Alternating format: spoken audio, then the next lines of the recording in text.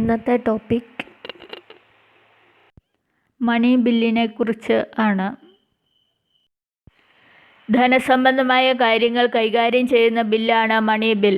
ഒരു ബില്ലിനെ മണി ബില്ലായി പരിഗണിക്കുന്നത് നികുതി ചുമത്തുകയോ പിൻവലിക്കുകയോ തോതിൽ മാറ്റം വരുത്തുകയോ ചെയ്യുക, സർക്കാർ കടമെടുക്കുന്നത് നിയന്ത്രിക്കുക, കൺസോളിഡേറ്റഡ് ഫണ്ടും കണ്ടിൻജൻസി ഫണ്ടുമായി ബന്ധപ്പെട്ട വിഷയങ്ങൾ കൈകാര്യം ചെയ്യുക എന്നീ മാനദണ്ഡങ്ങൾ അനുസരിച്ച് ആണ്. Consolidated fund of India, contingency fund, public account എന്നിവയിലേക്കുള്ള പണം സ്വീകരിക്കലിനെയും കൊടുക്കലിനെയും കുറിച്ചാണ് ബഡ്ജറ്റിൽ പറയുന്നത്. കേന്ദ്ര സർക്കാർ പാർലമെൻറ്റിൽ നടത്തുന്ന വാർഷിക സാമ്പത്തിക പ്രസ്താവനയാണ് ബഡ്ജറ്റ്.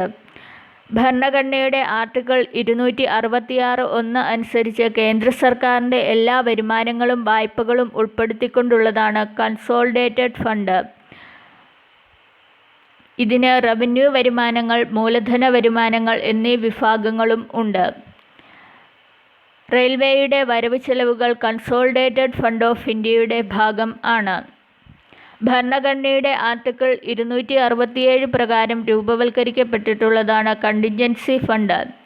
പ്രസിഡന്റിൻ്റെ തീരുമാനപ്രകാരം അപ്രതീക്ഷിതമായി ഉണ്ടാകുന്ന ചെലവുകൾക്ക് പണം അനുവദിക്കുന്നതിനു വേണ്ടിയുള്ള ഫണ്ടാണ് കണ്ടിൻജൻസി ഫണ്ട്. ഒരു ബിൽ മണി ബില്ലാണോ അല്ലയോ എന്ന് തീരുമാനിക്കുവാനുള്ള അധികാരം സ്പീക്കർക്കാണ് ഉള്ളത്. ഈ അവകാശത്തെ കോടതിയിലോ മറ്റെവിടെയെങ്കിലുമോ ചോദ്യം ചെയ്യുവാൻ ആർക്കും ആവില്ല. ഇത്തരം ബില്ലുകളുടെ ഒരു സവിശേഷത അത് ലോക്സഭയിലും സംസ്ഥാനത്താണെങ്കിൽ അസംബ്ലിയിലും മാത്രമേ അവതരിപ്പിക്കാനാവൂ എന്നത് ആണ്. രാജ്യസഭയിലോ നിയമസഭാ കൗൺസിലിലോ അവതരിപ്പിക്കുവാൻ ആവില്ല. അവയ്ക്ക് അതിനെ തള്ളിക്കളയുവാനോ ഭേദഗതി ചെയ്യുവാനോ സാധിക്കുകയും ഇല്ല.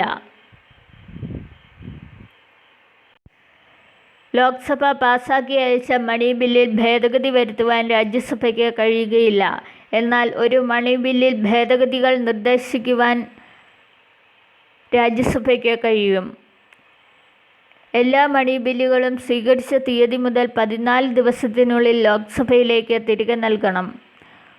ഒരു മണി ബില്ലുമായി ബന്ധപ്പെട്ട് രാജ്യസഭയുടെ ഏതെങ്കിലും അല്ലെങ്കിൽ എല്ലാ നിർദ്ദേശങ്ങളും സ്വീകരിക്കുവാനോ നിരസിക്കുവാനോ ലോക്സഭയ്ക്ക് അധികാരമുണ്ട്. സംസ്ഥാന തലത്തിൽ ഗവർണറുടെ നിർദ്ദേശപ്രകാരമാണ് നിയമസഭയിൽ മണി ബില്ലുകൾ അവതരിപ്പിക്കുന്നത്.